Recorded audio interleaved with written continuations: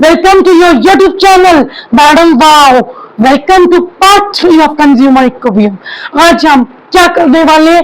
Law of diminishing marginal utility को समझने वाले हैं एक ट्रिक के साथ और वेरी शॉर्ट में, जिसमें हमें लॉ भी रिसेप्शंस भी याद हो जाएंगी। तो आ जाओ देखते हैं। चलो बच्चों, हम सारे चलते हैं डोमिनोज में पिज्जा खाने। अब हम सारे गए डोमिनोज में पिज्जा खाने। हमने मंगवाया एक लार्ज पिज्जा। जब हमने बच्चों लार्ज पिज्जा मंगाया तो उसके अंदर 10 स्लाइस थे।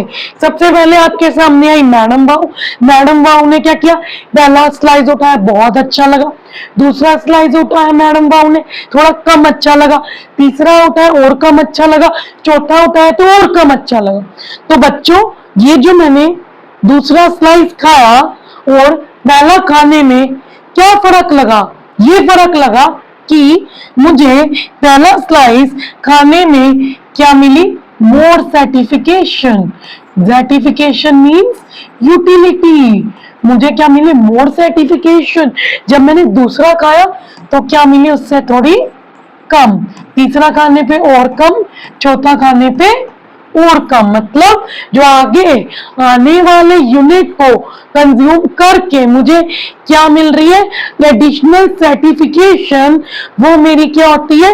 Marginal utility. तो ये जो हमारा law of diminishing marginal utility है, ये एक साइकोलॉजिकल लॉ है।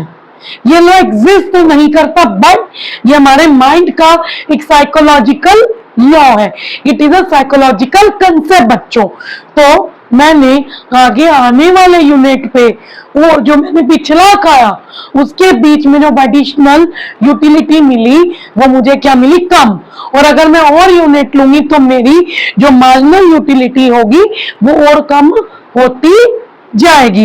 इसी को हम क्या कहते हैं? Law of diminishing marginal utility. कि जब हम कंटिन्यूस कंजप्शन कर रहे हैं यूनिट्स की तो क्या होता है? जो आगे आने वाले एडिशनल यूनिट में से मुझे क्या मिल रही है? Marginal utility. मार्जिनल यूटिलिटी मेरी डिमिनिश होती है। इसी को हम क्या कहते हैं? Law of diminishing marginal utility. तो चलो अब इस लॉ को एक और एग्जांपल से समझते हैं। ओए बंदर, क्या कर रहा है? केले खा रहा है? कैसे खा रहा है केले? बहुत सारे केले रख गया कोई, तो अब कंटिन्यू में केले खा रहा है। चल भाई खा ले। हम इन केलों पे आते हैं। क्या सीखेंगे हम केलों पे?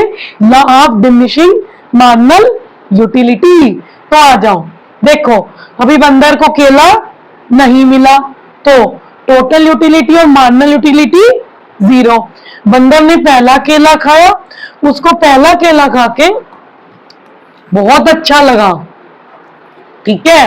अब पहला केला खाने पे उसको टोटल यूटिलिटी, मतलब जो उसने पूरा केला खाया तो उसको एंटायर यूटिलिटी 40 मिली, ठीक है। मार्जिनल यूटिलिटी मतलब पहले अभी वाले में से पिछला माइनस कर दो। अभी कितना है? 40। पिछला कितना है? 0। तो उसको एमयू कितना मिला? 40, ठीक है। दूसरा केला खा, वो बंदर ले दूसरा केला खा ले। दूसरा केला खाया, टोटल यूटिलिटी 50 मिली। मार्जिनल यूटिलिटी कैसे निकाली? मतलब पहला केला और दूसरे केले के बीच में, मतलब पहला और दूसरा क्या हुआ? Additional unit. एडिशनल यूनिट खा के इस बंदर को कितनी यूटिलिटी मिली? वो क्या होगी? उसकी मार्जिनल यूटिलिटी। तो अभी वाले में से पिछला माइनस करो। 50 माइनस 40 कितना हो गया? 10। तीसरा यूनिट खाया, थोड़ी कम टोटल यूटिलिटी मिली। और मार्जिनल यूटिलिटी कैसे निकालोगे? 55 माइनस 55। अब चौथा केला खाया, फ्री में मिल रहे थे, बुक्कड़ खाता ही गया। चौथा खाया तो 60 माइनस 55 मिली। अब पांचवा केला खाते इस बंदर का पेट भर गया। कहते बस, पर फिर भी इतना लालची था और खा लिया। तो अब इसको कम मिली टोटल यूटिलिटी और एमयू 2 माइनस में चलेगी, क्योंकि अब ये और केले नहीं खाना चाह रहा था। ये फोर्थ तक के इसका फुली सेटिस्फाई हो गया था। अब आगे इसने खाया तो अब क्या हुआ? इसका एमयू माइनस में। तो देखो, जब जब बंदर केला खा रहे हैं, ठीक है, एमयू गिर रहा है।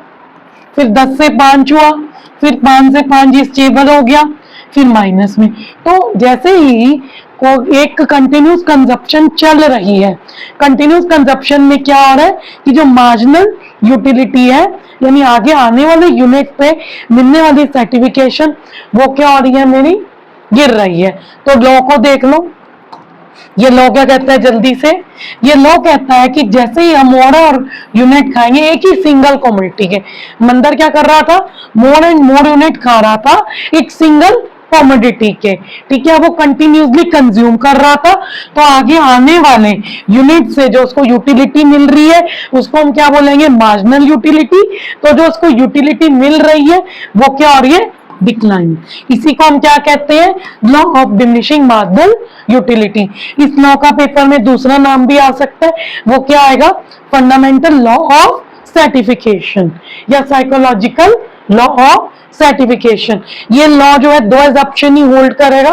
पहली एजम्पशन होल्ड करेगा कि ओनली स्टैंडर्ड यूनिट कंज्यूम होंगे, मींस जिनको हम मेजर कर सकते हैं, जैसे 1 कप ऑफ टी गिन सकते हैं, 1 cup of T, 2 cup of T, 1 बनाना, 2 बनाना, 3 बनाना, ठीक है। स्पून ऑफ शुगर नहीं आएगा, ओनली स्टैंडर्ड मेजरमेंट होगी। दूसरा, कंजप्शन बोकड़ों की तरह होगी, मींस कंजप्शन कंटिन्यूस होनी चाहिए। तो दो एजम्पशन पे ये लॉ वर्क करेगा, ठीक है। अब एक क्वेश्चन आ सकता है पेपर में, 2 मिनट में इसका आंसर अब हम दे सकते हैं कि क्या मार्जिनल यूटिलिटी नेगेटिव हो सकती है। जी हाँ, मार्जिनल यूटिलिटी नेगेटिव हुई थी, yes, marginal utility can be negative. कब होगी, ये देख लो जी डायग्राम में। अब यहाँ पे जब मेरा मार्जिनल यूटिलिटी क्या होगी थी, 0, और टोटल यूटिलिटी का भी देख लो, कब टोटल यूटिलिटी, देखो ये क्या हुआ था, टीयू मैक्सिमम, उस केस में मार्जिनल यूटिलिटी क्या होगी थी, 0। जब हम क्या पहुंच गए, तो पॉइंट ऑफ सैचुरेशन पे पहुंच गए, मतलब हम क्या हो गए, मैक्सिमम पॉइंट पे आ गए। मैक्सिमम पॉइंट के बाद अगर हम और यूनिट कंज्यूम करेंगे तो टीयू मेरा फॉल हो जाएगा और एमयू नेगेटिव हो जाएगा।